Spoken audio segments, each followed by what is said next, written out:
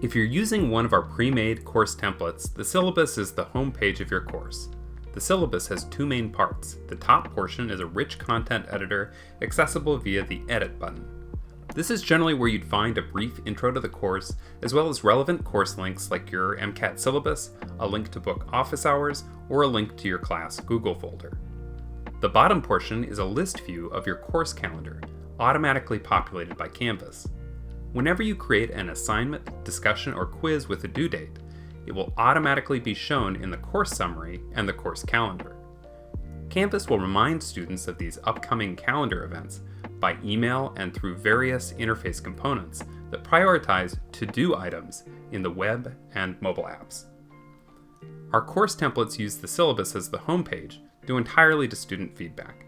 Students have liked having a snapshot of the semester when they open their course. Having quick access to the course materials folder, office hours, and a visual breakdown of the course calendar were the biggest selling points. When you're ready to edit your syllabus, simply click the Edit button to begin.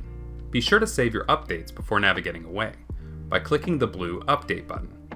You can find a more comprehensive description in our Canvas Basics Guide and general tutorials in the Canvas Instructor Guide.